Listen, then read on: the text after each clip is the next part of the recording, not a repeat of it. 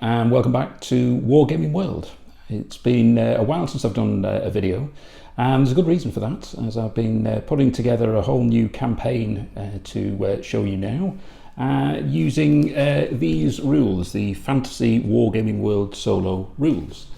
Now, one of the queries I'd had with regards to the new rule set is whether there's a whole new set of figures that people need to buy, and the answer to that is no. The whole focus of the rule set is so that you can play solo and you can use all of the figures that you've already got. So that might be, you know, orcs and dwarves and what have you, and you might be a real Lord of the Rings fan, but the purpose of this is to be able to play solo and to play in a competitive game. So similar to the format of the original, the historical one, Wargaming World Solo, the fact that the fantasy one has come out is because of the success of the first one. So I'm really keen to try and make sure that people can play with all of their existing figures and they're not spending a whole load of money beyond buying the new rule set itself from Caliver Books. Now, mentioned Lord of the Rings simply because that's a very popular period, or indeed area, that people like to play with regards to fantasy, and indeed so do I. So some of the games that I'll put out will, of course, have that that genre covered, but something very different, really. What I've been able to do, and what I've done over the past few weeks, is to paint up a whole series of figures from Foundry Miniatures, and it's all to do with Jason and the Argonauts. And the figures themselves really fantastic, and I wanted to show that using the Fantasy Wargaming World Solo rule set, you can play a particular area or particular genre, if you like, that you really enjoy, and this for me is it. So what I've been able to put together. So you'll see on the screen pictures of Jason and the Argonauts themselves, and then other figures that will work with them. So whether it's gods or heroes or centaurs, all sorts of different things that I'll play over a number of videos. Then we've got who do we play against? So naturally there's lots of different monsters, if you like, to combat. So whether we've got minotaurs, or we'll have all sorts of different things with regards to cyclopses and the wild men, and in this case we're going to look at Aetees, King Aetees, and the skeleton. So you'll remember from the 1963 film these various points at which the skeletons appeared out of the ground. So why not play this? Why not play that game there with the sons of the Hydra, and see how Jason may combat against those forces, and see how we go. So let's start by having a look at the forces, and let's look first of all at Aetees and the skeletons, with 3 units in front here, and then behind you'll see there's also a monster in the Hydra, a relatively small one, but I'll say it's perhaps the daughter of the slain Hydra. And then of course we have Aetees and his guards.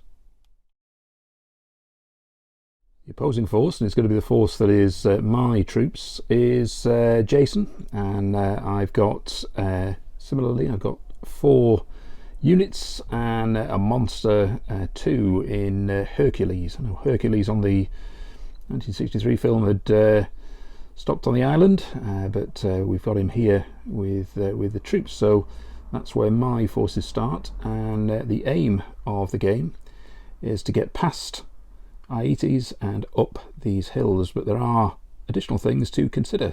So let's have a look at the cards. First of all, there are cards with the gods. The gods are watching this this battle as for their own fun. You'll see they've both got a joker and a set of cards themselves. Now Jason has a set of cards as well, and he's got the diamonds and 1 joker. Aetees, on the other hand, we've got spades, and we have a blank card. Okay, so with the cards, when I draw out a picture card, I will be able to draw one of the units down from the hills up here.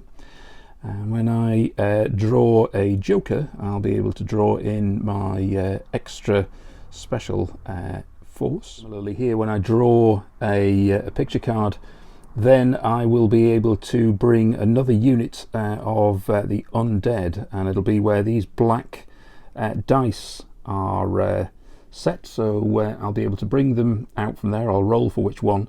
However, if Jason goes past any of these black dice, it loses that option. And if I draw this blank card, what it means is that I will be able to stop any of Jason's force coming down from the hill. Right, and as for the gods, well, these cards are effectively as a countermeasure to the cards that are drawn during the game. So I'll show you how that works. It's going to be dead simple in the sense that can the cards drawn, will they outbid the other card and therefore counter the action? But the purpose of that is to draw some uncertainty. So let's see how it goes in the game.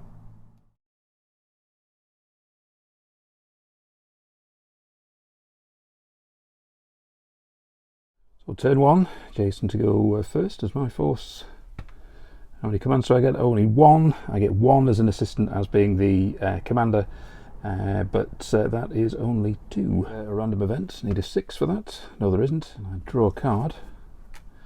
It's just a 9, so I can't release any of the troops up here on the hill. I've moved with those 2 units, and that effectively is the end of my turn.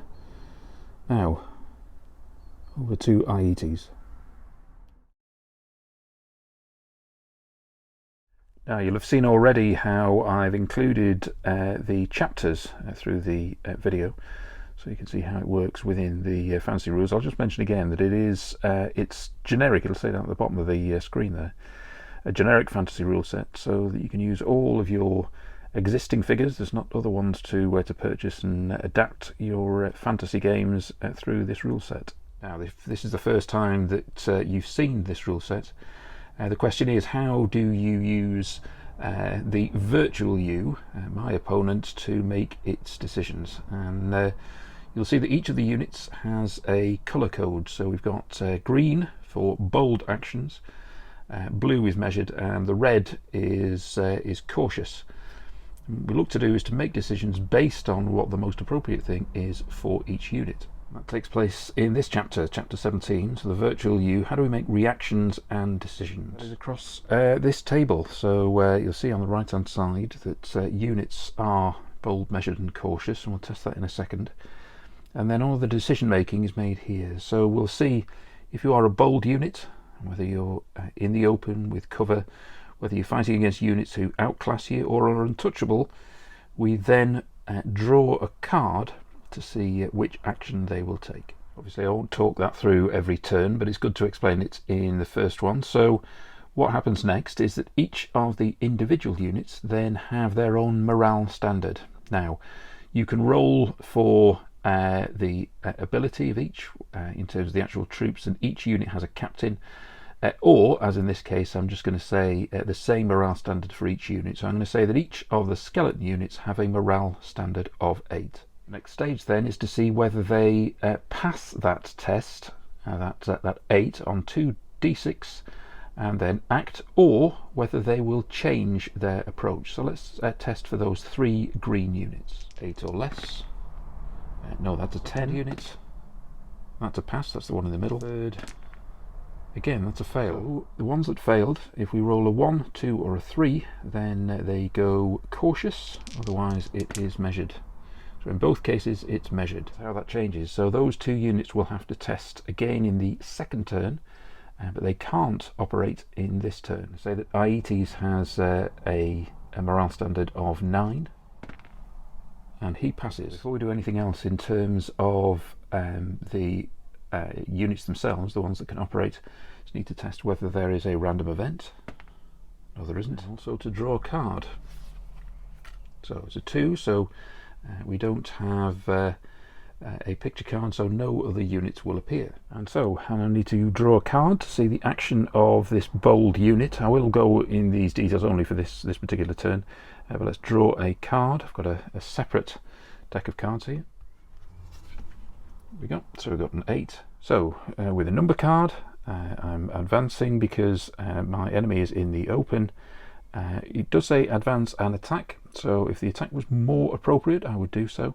But not in this case. We're simply going to move the unit forward. The final thing I was looking at was to use the Hydra, but what you need to be able to do is a spell to be cast by King Aetees is that there needs to be a clear line of sight between effectively the Hydra and the target, which would be forces over here, and there isn't. So I'm going to say for this particular turn, I'm going to say there's no magic cast, and therefore that is the end of the turn.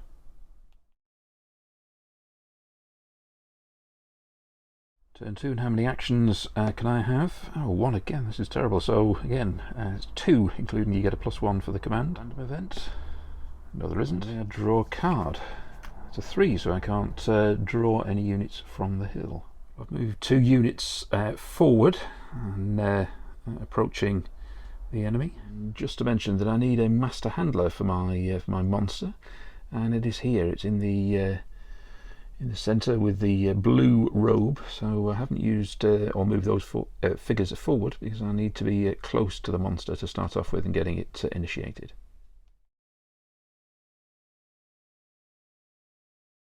So over to the virtual you, and first of all let's test to see if this unit itself can continue as is with a bold, with a double 6. 2, 3, it will go cautious. No, it's gone measured just like the other 2 units. Does this one go back to bold?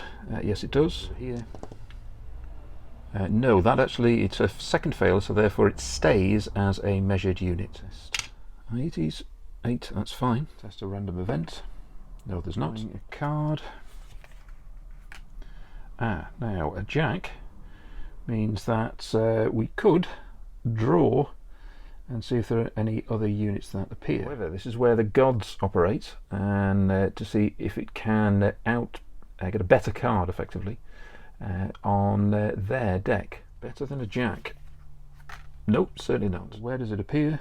The 1 is nearest to me, 3, so it means just behind Aetees. And as they are behind Aetees, I'm going to say this is where the archers appear.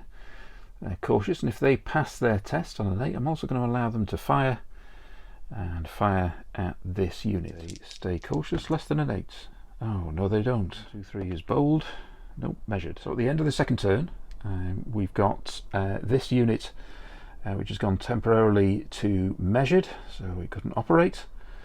This unit at the back is permanently measured, so it can operate in the next phase. This one can also operate in the next turn, I should say turn rather than phase. It's gone back to bold.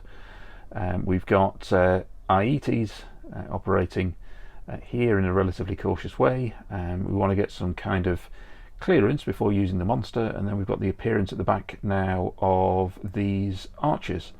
So that's the end of the second turn. Over to me in turn 3.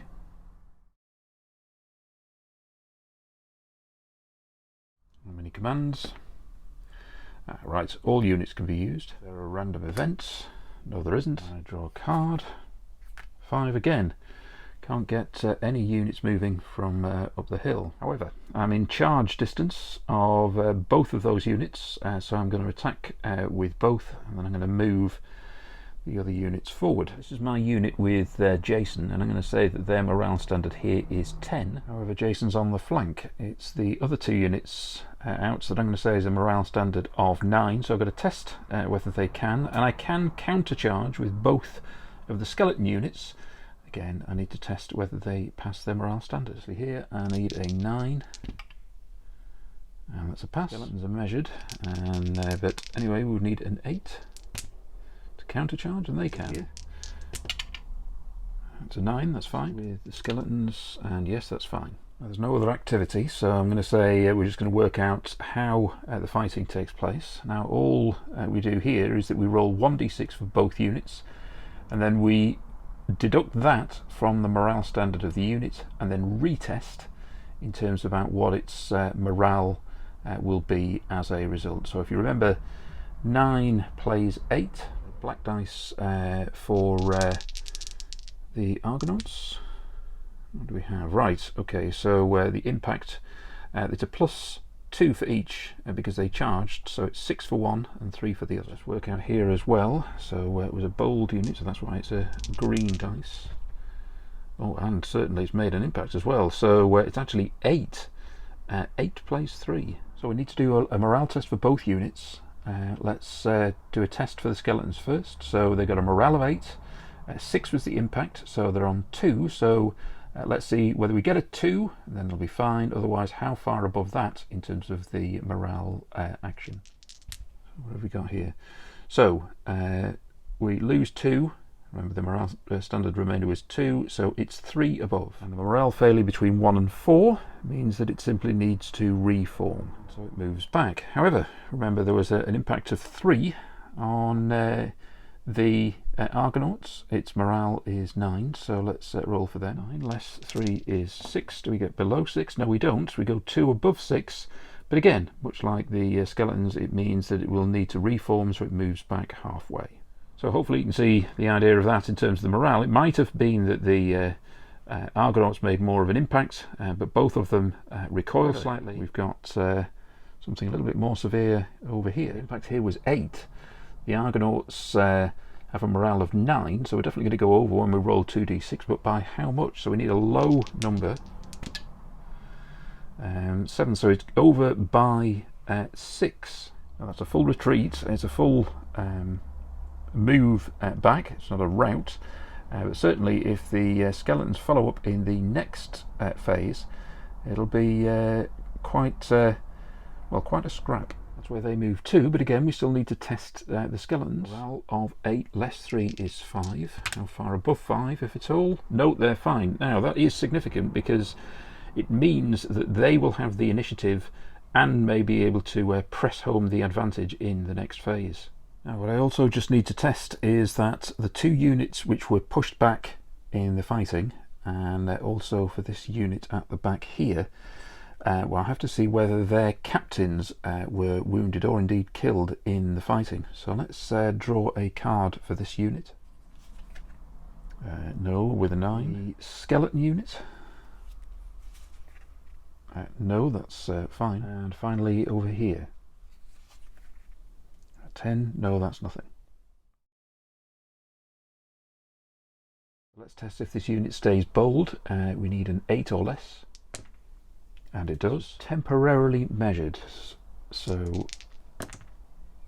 now 11, which means it stays as measured. So that needs to remain with that blue dice, as is the one behind it. So they've turned from bold to measured, so it might become more cautious or doubtful, etc. And because they were pushed back in the previous turn, they won't be able to attack, unlike the other units over here, the bold unit. So let's now test these units at the back. First of all, this measured unit stays measured, will be able to operate. Let's test the archers and then King Aetees. I think the archers should be cautious, but they've temporarily gone measured. Let's see what happens, whether they go back to cautious. No, they fail, so they will remain measured. And Aetees is fine. That effectively means that the measured unit and the bold unit can both operate. We could also use Aetees, but he's staying cautious and in that sort of central position. There are random events. Oh, yes there is. I need to draw a card. That's a king. Now that's super helpful.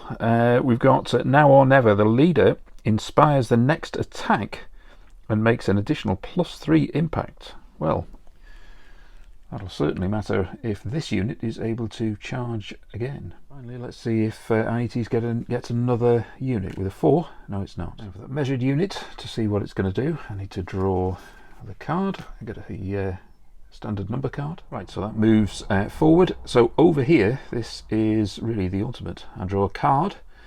If it's going to be a standard card, it'll give me the option really to charge, and then I need to test whether it can by drawing a card. King, what does that mean? It's a picture card, I'm bold, and I can still attack. It's a good job it wasn't a joker, then I probably had to stand 2, but that should be fine, I can still attack. Now, one thing I would mention is that when you're fighting, you can just literally walk into attack, so you don't necessarily have to charge. So the advantage of just walking into the attack is that I wouldn't need to roll. I've already taken that card, so I know that I can do.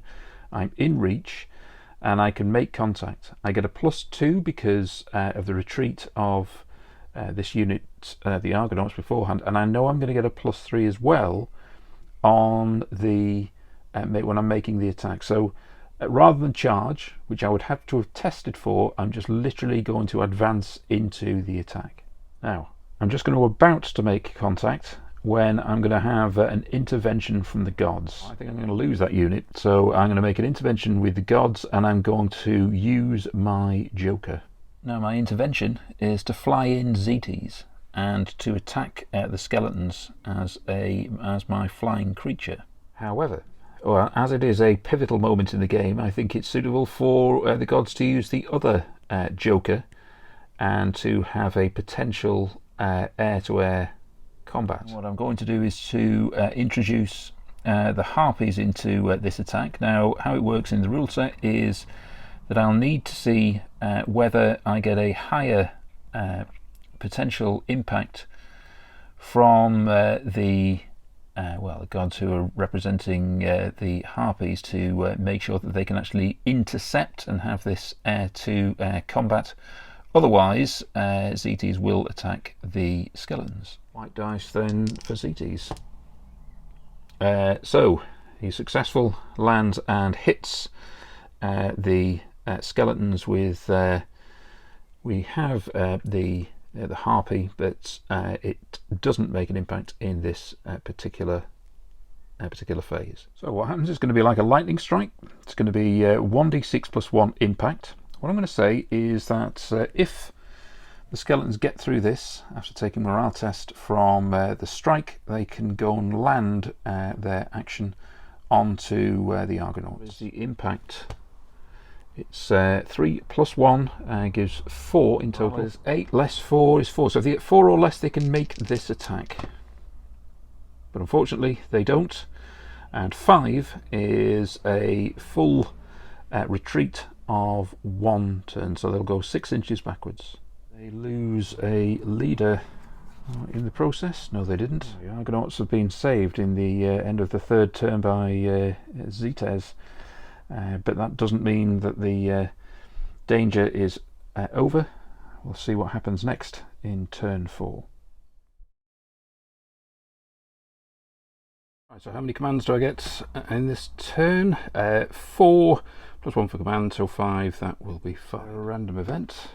No, there's not. Access to units. Yes, now it's a jack, so I can get access if my card is better than that of the gods. Do I have a better card? Better than an 8? Yes, I do. So if I want to use one of my commands, I can bring one of these units down from the hills. With one command, I've brought this unit into the game. With another, I'm going to attack the Harpy with it's either Aetees or Xerxes, I don't know which.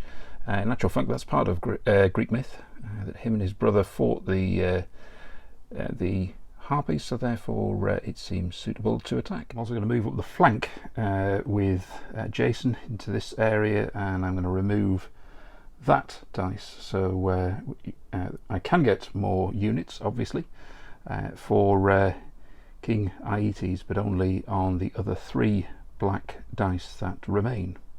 That's where they finish. Use this unit because it's reforming, as is the same case for this one. And rather than move with this unit, instead the Master Handler is going to launch Hercules to see whether that monster can advance now towards the skeletons. I need to take a test in terms of this first magical spell, and I'll do so, and I need a 9 or better. But unfortunately, it's unsuccessful, and that spell, and I have a limit of 3 in total, is spent.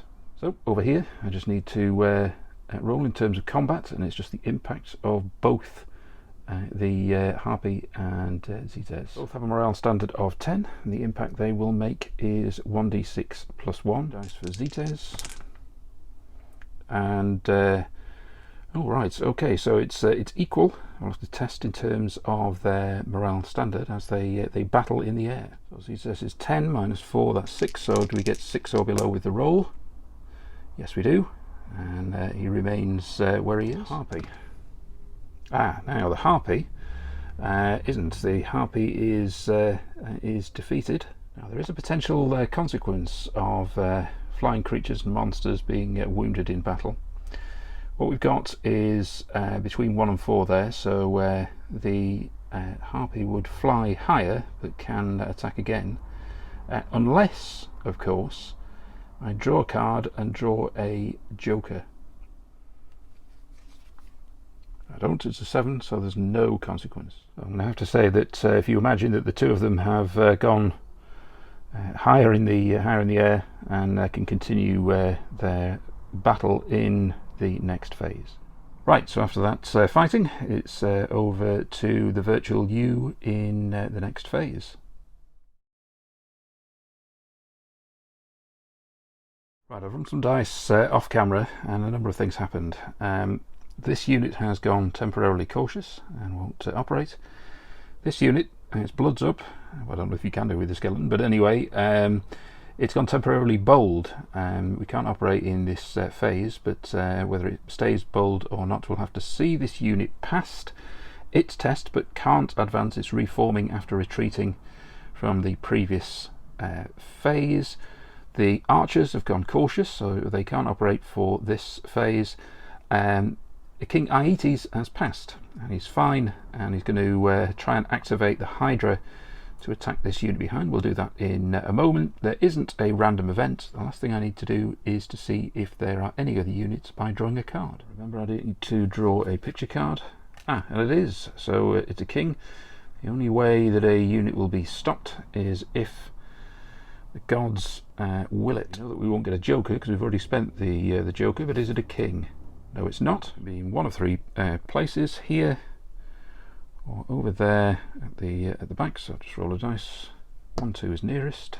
No, it's over there, and we'll add a unit. Here it comes in. It comes in as bold. Does it pass its test? Yes, it does. Draw a card for its action. It's a number card, so therefore it will do the most natural thing, and that is advance towards the Argonauts. I've turned Aetees, and I'll do his magic in a moment. Just to remember, we've got this fighting to continue. So come here. Right, so Harpy is better by 1, so its impact is 5 to 4. It is 10 less 5. Do we get a 5 or less for morale? No, we don't, so we'll test that in a second. 10 less 4 gives 6. And that's above significantly. That's away by 5. So the output, again, I'll draw cards for both. Aetees, if we avoid a Joker, then it would just fly higher. However, the Harpy is going to retire for cover, and let's hope we don't draw a king or a Joker for them. Aetees first. No, actually, it's looking at did it that way around. So no, that's nothing. Nothing for him. Let's have a look at the Harpy.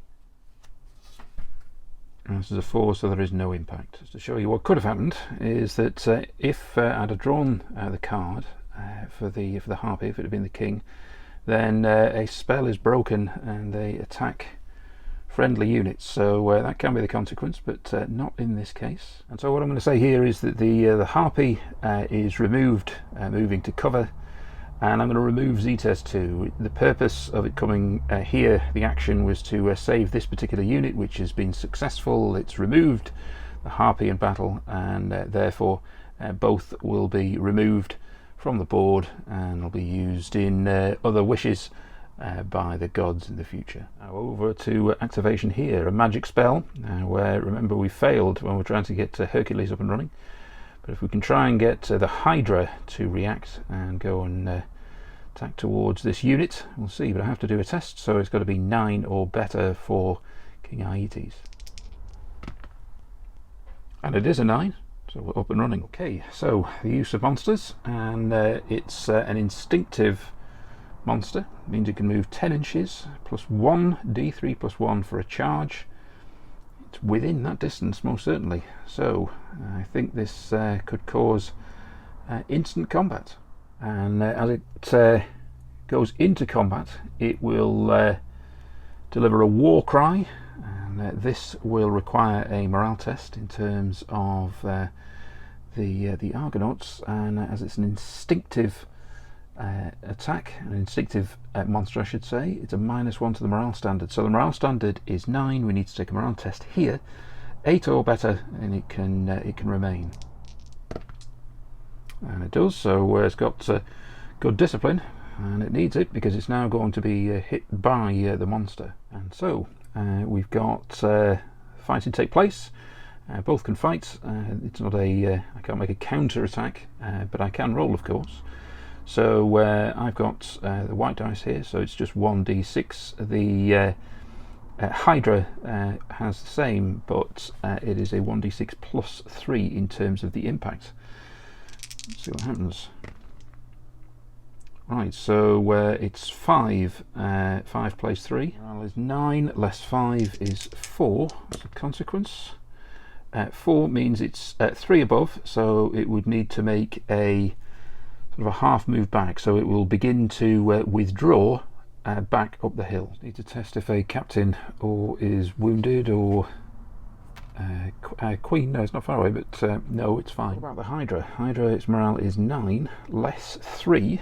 May well have been wounded, so let's see what its reaction is. It is above, so it would mean that it moved sort of a half move backwards towards where it came from originally. I also need to just test to make sure I don't draw a joker. No, it's a 5, and so it's not a negative reaction. Instead, I just need to move figure back halfway or thereabouts, and that's where we finish at the end of that turn. Okay, how many commands do I get?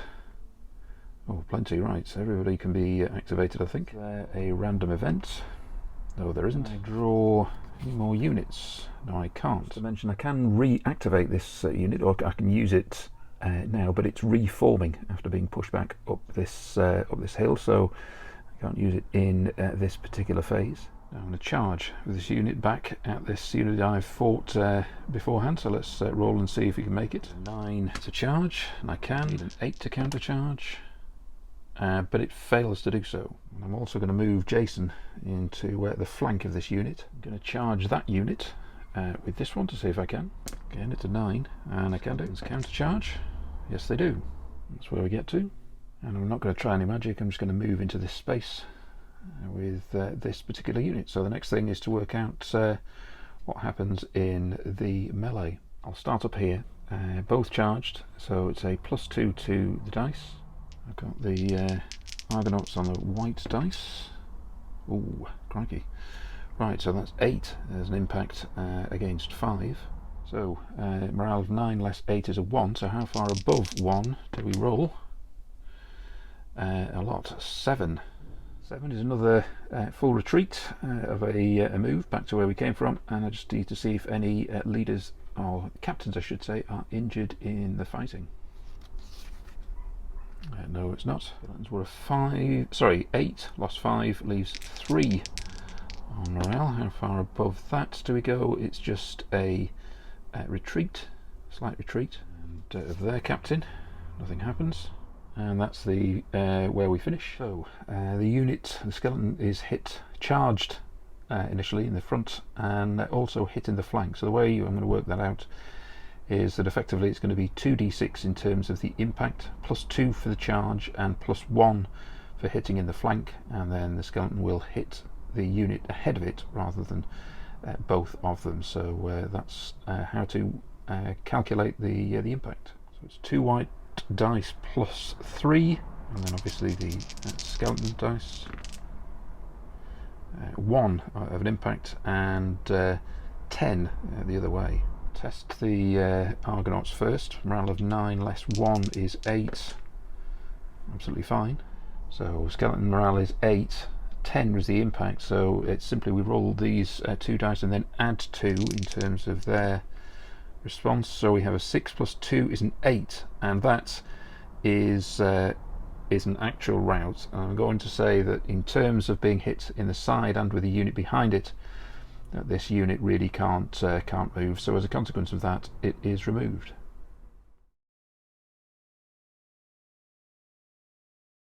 Right, so I've done a number of things for Aetees off camera.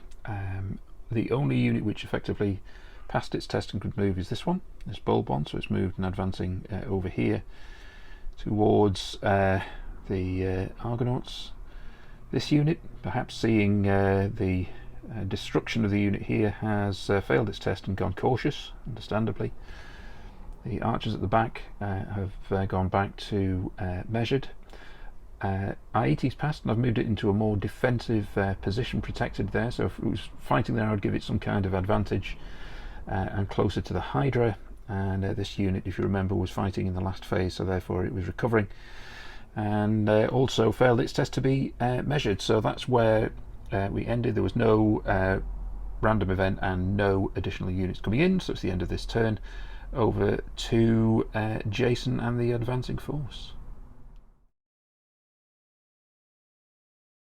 Right, it's the start of the new turn. I've moved things on just to speed up a little. There isn't a random event. I have enough commands to use all of my units, although the one that is up on the hill I'm not going to move down because I think I'll get attacked by the Hydra. I tried to charge with this unit into the skeletons but failed my test. I passed with a charge with Jason into the flank of this unit. It's too close really in terms of a counter charge. I'm going to say it's hit by the flank. I also did a magic spell, and Hercules has come into action, so we're going to work out what happens there in terms of the fighting. Let's start here. Jason, who is a 10 in terms of morale standard, but it's a charge as a +2, into the flank is a 3, so it is a +3 for the white dice. And nevertheless, the skeletons hold their own. So 6 is the impact, 5 in terms of the impact from Jason. Skeletons are a 5, morale is 8, 8 less 5 is 3, so how far above 3 if at all?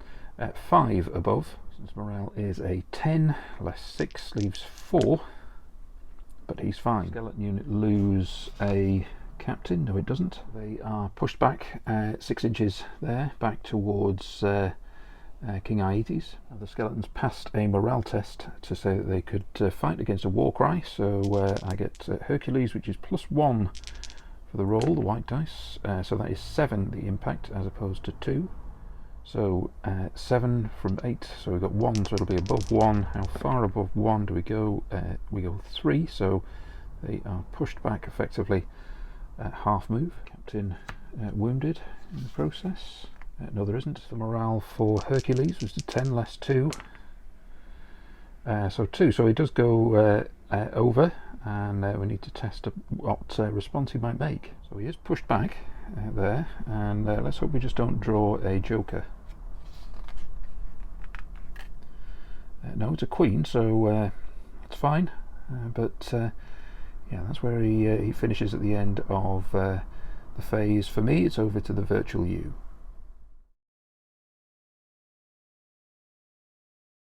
So for the virtual U, there is no random event, there's no additional units that are joining. This unit has been pushed back, so can't move. One over here failed its test, so it means that it stays measured permanently, so, or at least that's its latest approach.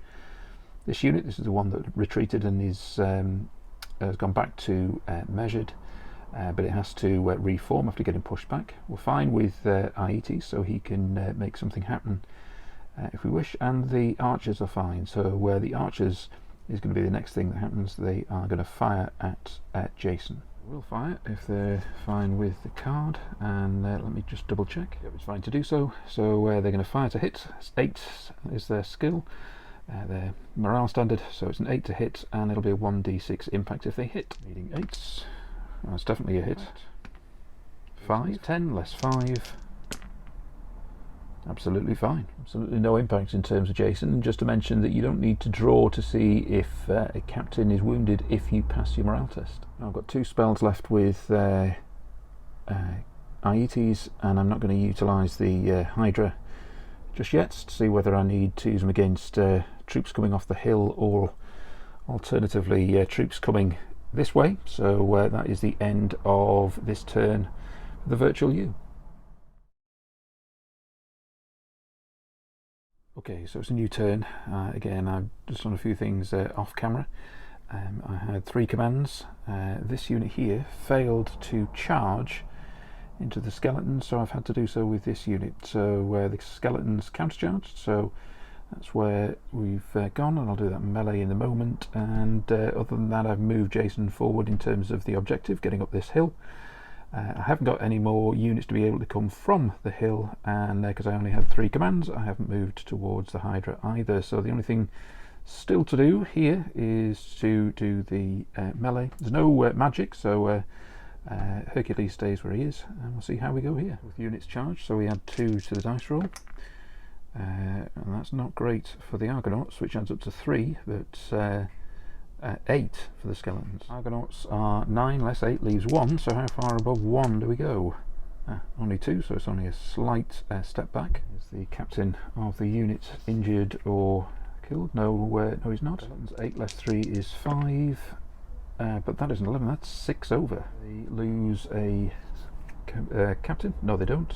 So this is what the battlefield looks like at the moment. So the Argonauts are pushing forward, if only relatively slowly. Jason's making advancement towards the hill, and these skeletons are moved into this sort of defensive line, and the only way we can get additional units is where this black dice is up in the corner.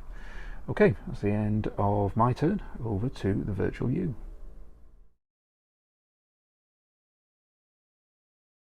Okay, so over to the virtual U, and I've done some, again, stuff off camera rather than do all the rolling of the dice and cards.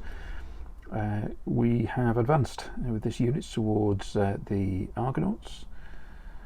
This unit, after getting pushed back, has gone cautious. The unit behind it isn't moving, but is okay in its defensive position. However, it's Aetees who's changed.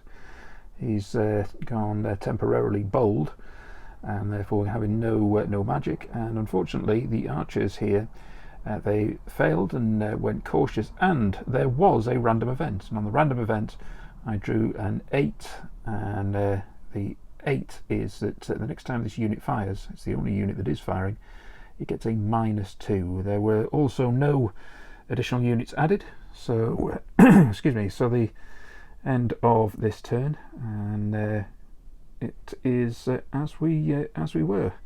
Skeletons fairly defensive, and over to Jason to see if he can get to his objective of the hill up here. Okay, new turn. I got 4 commands. There's no random event, and I also didn't get any additional units. I tried this unit to charge, got a 10, couldn't charge against the skeletons, so that was one of my 4 commands. I then charged with this unit, passed it, and I got a counter charge from the skeletons, which we'll do in a moment. Over here, Jason charged into these archers. Now, they didn't counter charge because they are archers as opposed to a standard unit, so I thought they'll be able to fight, but not as normal, and they're going to be like a light unit, so I'll do that in a second. And then I moved this unit down here. So my plan, get through these archers, and then perhaps have 2 units to be able to fight the Hydra and get up the hill to win the game. So that's the plan, but let's start with fighting over here. With units charged, so the impact is +2 to this. White dice again for the Argonauts, so it'll be 4 against 5. Argonauts morale is 9. 5 is the impact, so how far above 4 do we go? Quite far, so 5, so again it's going to be a full move backwards. Sevens are an 8, less 4, again leaves 4. What is the impact of that? That's 8, that is a 4, so they move back half as opposed to the Argonauts, which go a 1 move full. For any of the captains or heroes, Wounded, no for the Argonauts. About the skeletons, no, not with a jack. Over here, Jason gets a +2 for the charge. A light unit is a -1 in terms of its impact with the skeletons. So let's see where we go. So Jason gets a +2, so that's 8 on the impact, and 1 for the skeleton. The skeletons, first of all, 3 again. I think that's the third time I've rolled it for Jason, but he and the unit is fine. This was the impact of Jason, so whatever this is just above in terms of morale. So it's an 8, which is a break, so that unit will be removed from the board. I feel that something decisive has happened here. It's the opportunity perhaps to attack the Hydra and maybe close off this this game. So it has to be something very special for King Aetees now in terms of the virtual U phase.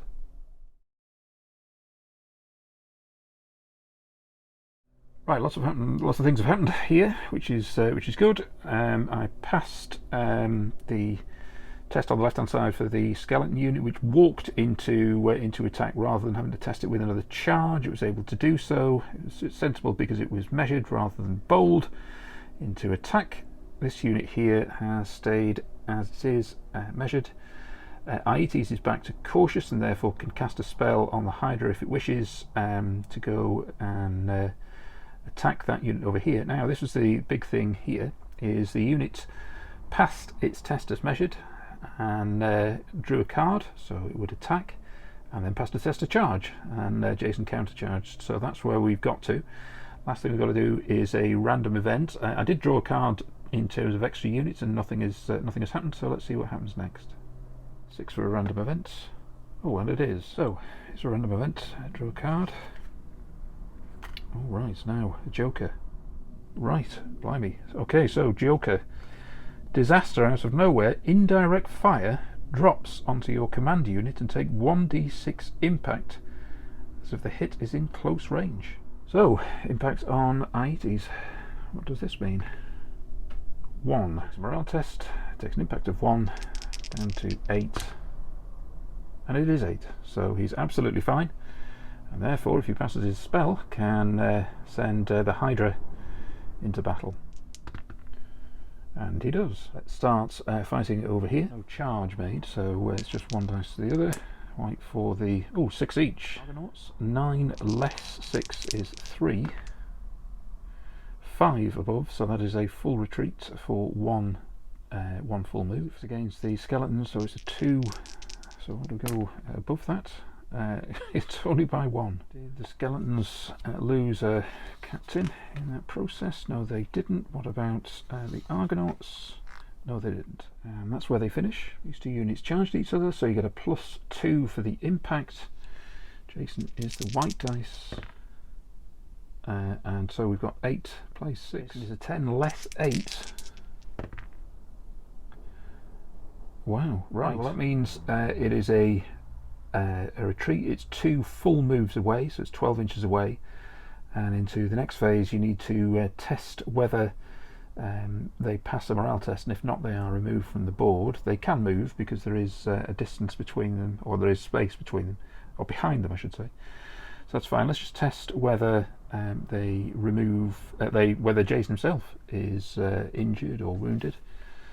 No, let's not work out the skeletons, which we had 8 less 6, so it's above the 2, so 6 is going to be a full retreat, and I'll just do the same for the skeletons as well. Nothing happens. Now over here, this unit has already passed its fear test against the Hydra, so it can fight it against it, but the Hydra, remember, gets a +3 on this roll. So let's see what the impact is. So 6 plays 5 effectively. Let's lose 6. Morale is 9. So that's a 3. That means they retreat back up the hill as they were before. It is a 9 less 5.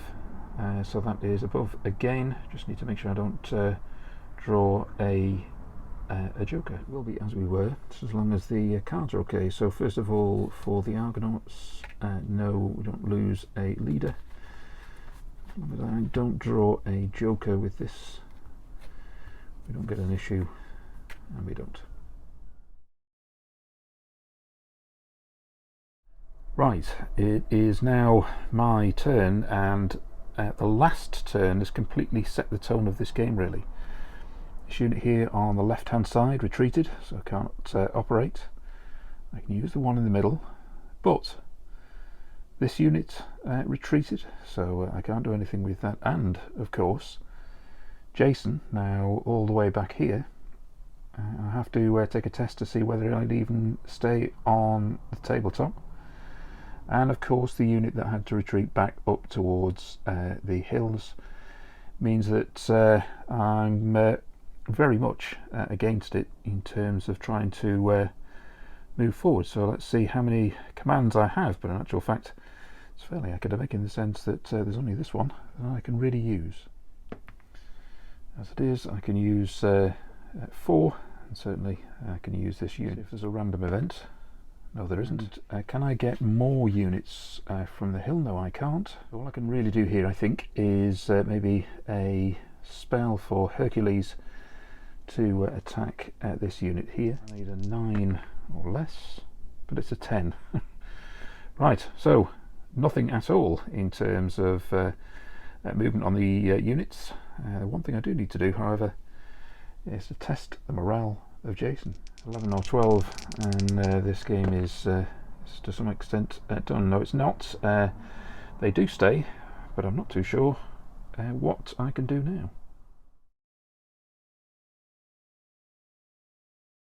I'm going to test these units again. It's an 8. See whether it changes its approach. No, it doesn't. Stays measured, so we'll use it in a second. Neither of these two units can be used. I'll roll for them, but this one moved back halfway, and the one behind it, which is the one that defeated Jason in full, is back here. Remain as measured. The first one does. Second one, the one behind, doesn't. 3 will be cautious. No, it goes bold. Temporarily bold. We'll test it again in the next turn. What about Aetees? No, that's a fail too. He is bold. There is a random event. No, there's not. Any extra units? Right, that's really significant. Right, the significance of the blank card means that no other units can come down from the hill, as the unit which has been, so that means only really there's one could come down, and that's the one that's already passed. It's been fighting against the Hydra, and at the moment it's pretty stuck up there. There's no other units near to attack the Hydra. We're going to do that with Jason, but Jason's all the way back here. And as for the other units, they've been very disappointing in terms of how they fought in battle. And these 3, we've had repeated points where we've not been able to get past the enemy. So I'm going to say that Jason's going to have to go back, have a think about how to get to the Argo again, and effectively then it is a victory for King Aetees.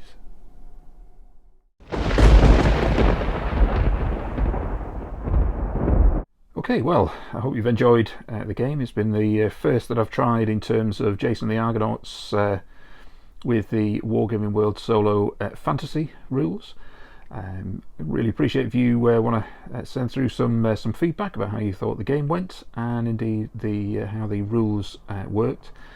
Again, it's a generic set of rules, so you can set your whatever fantasy games you want to play against the rules. So whether it's Lord of the Rings or Jason the Argonauts, or, well, frankly, anything that you want to, and utilise whatever fantasy figures you've got. So okay, I hope you've enjoyed it. We'll see what Jason will do next time in terms of getting back to the Argo, and thanks very much for watching, and see you again soon.